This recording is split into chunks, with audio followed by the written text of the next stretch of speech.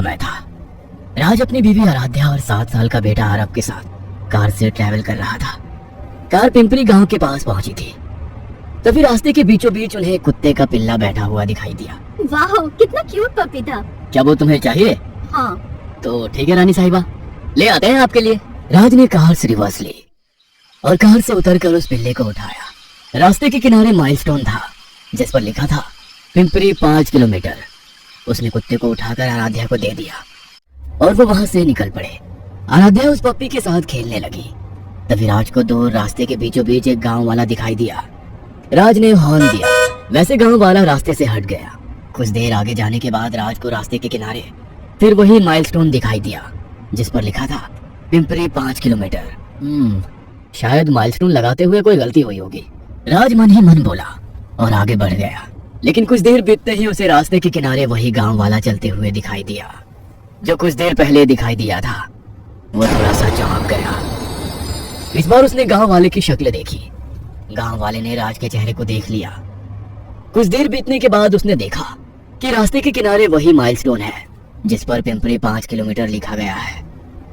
वो कुछ परेशान सा हो गया। ये कैसे हो सकता है? क्या हुआ राज? पिंपरी 5 किलोमीटर वाला माइलस्टोन 3 बार दिखाई दिया है। अभी तक तो हमें पिंपरी गांव तक पहुंच जाना चाहिए था। तभी उन्हें सामने रास्ते के किनारे वही आदमी चलते हुए दिखाई दिया। वो देखो, वो आदमी तीसरी बार दिखाई पड़ रहा है। हाँ राज, मैंने भी देखा है, लेकिन ये कैसे हो सकता है? पता नहीं। राज ने कार उस आदमी के पास जाकर खड़ी कर दी। गांव वाले ने राज की तरफ देखा और उसकी आंखें बड़ी हो गई। वो सहम गया और चिल्लाने लगा, चकवा चकवा, और वो वहां से भागा। ये देख आराध्या और राज को कुछ समझ में नहीं आ रहा था कि वो आदमी इस तरह से क्यों भागा। राज काफी डरा हुआ था। राज, ये चकवा क्या होता है? आराध्या ने राज से पूछा। अब चकवा, हिंदी में चकवा का अर्थ होता है छलावा। छलावा? ये क्या होता है? ये एक भूतों का प्रकार है जो अपने रूप बदल सकता है। रास्ते पर जो प्रवासी एक्सीडेंट में मारे जाते हैं, मरने के बाद वो छलावा बन जाते हैं। ये रात को प्रवासियों को अपने रास्ते से भटका देता है या फिर बार बार उसी जगह पर घुमाता रहता है। प्रवासी इससे काफी परेशान हो जाते हैं और काफी डर जाते हैं। क्या इसका मतलब हमें छलावा ने पकड़ लिया है? हाँ, राज ने घबराते हुए जवाब दिया। लेकिन अब हम क्या करें? इस छलावा से कैसे बचे? ये मुझे नहीं पता है, लेकिन शायद उस गांव वाले को भी छलावे ने पकड़ लिया है, इसलिए वो भी हमारे साथ एक ही जगह घूम रहा है। हमें उससे मदद लेनी चाहिए, राज ने कहा और उसने कार चालू कर दी। और फिर उन्हें वही गांव वाला रास्ते पर भागते हुए दिखाई दिया।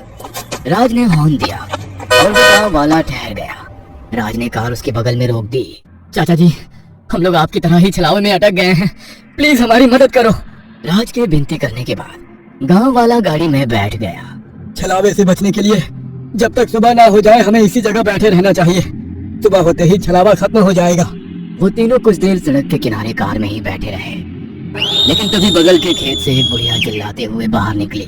वो कार के कांच पर थपथपाते हुए चिल्लाने लगी, बेटा बेटा, मुझे अंदर आने दे, मुझे बहुत डर लग रहा है। उन तीनों ने खिड़की पर देखा तो वहाँ राज की माँ थी। माँ, तुम यहाँ रुको, अभी दरवाजा खोलता हूँ। राज, हमारा घर यहाँ से 70-80 किलोमीटर है। माँ जी यहाँ नहीं आ सकती। ये छलावा हो सकता है जो माँ जी के भेस में आया है। बेटा बेटा, जल्दी दरवाजा खोल, मुझे घबराहट हो रही है।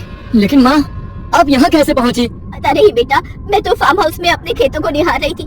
तभी हमारी बिल्ली अचानक खेत में चली गई और चीखी। मैं उसे लेने खेत में गई तो वो वहाँ पर मरी पड़ी थी। मैं चिल्लाकर खेत से बाहर निकली तो अचानक यहाँ पर निकली और सामने तुम्हारी कार दिखाई दी। ये सच में माँ ही है। माँ को भी छलावे ने पकड़ लिया और उसे यहाँ भेज दिया, राज ने कहा। तभी राज की माँ ने चीखते हुए अपनी छाती पकड़ी और जमीन पर गिर गई। ये क्या? लगता है माँ को हार्ट अटैक आ गया। ऐसे कहते हुए राज कार से उतर गया।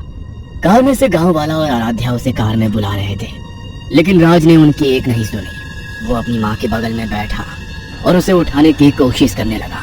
लेकिन तभी वो बुढ़िया अचानक से उठ गई और उसने अपने लंबे नाखूनों से राज का गला काट डाला। राज का कटा सिर जमीन पर गिर गया। ये देख आराध्या चीखी। वह कार से नीचे उतरने ही वाली थी, लेकिन उसे गांव वाले ने बाहर निकलने नहीं दिया।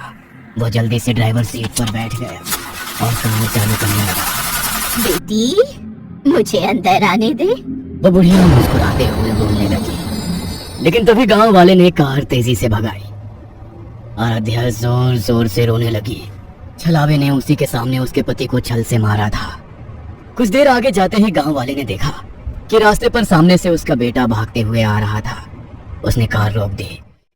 वो कार के पास आया और कांच पर थपथपाते हुए बोला, पिताजी पिताजी मुझे जल्दी से अंदर लीजिए, मुझे छलावे ने पकड़ लिया है।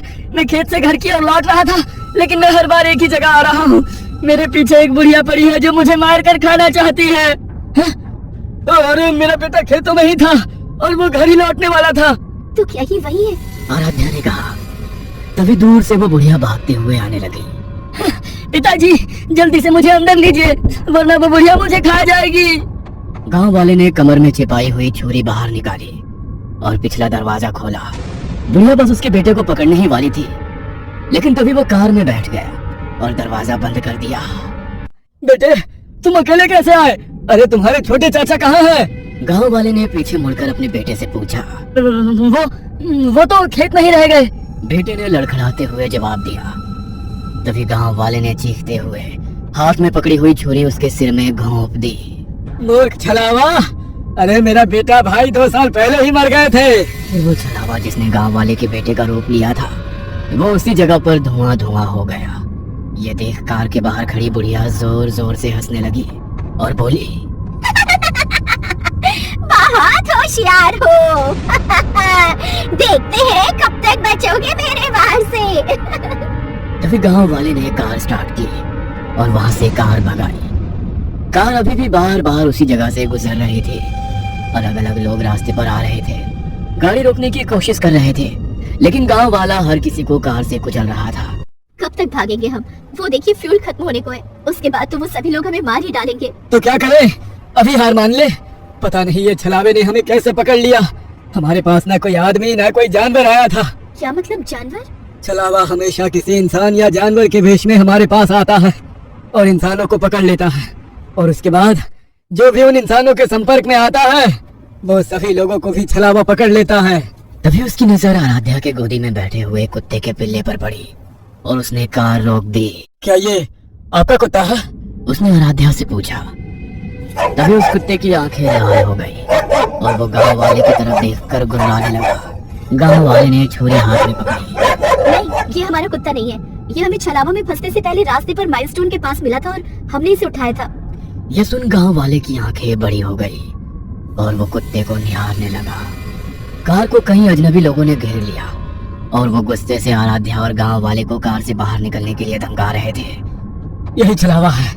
ये सब तभी शुरू हुआ जब कुत्ता कार में आया। ये यहीं बैठकर हमें अपनी जाल में उलझाता चला गया और हम उसमें फंसते चले गए। उस कुत्ते के पिल्ले ने अपना जबड़ा खोला और गुर्राने लगा। गांव वाले के पसीने छूट गए। तभी उस कुत्ते ने गांव वाले के गले पर छलांग लगाई और उसके गले को काटने लगा। तभी गांव वाले ने छुरी कुत्ते के सिर में मारी और कुत्ता धुआं बन गया। उसी के साथ जो अजनबी लोग कार के बाहर खड़े थे वे भी धुआं बन गए। छलावा मर चुका था और आराध्या और गांव वाला बच गए।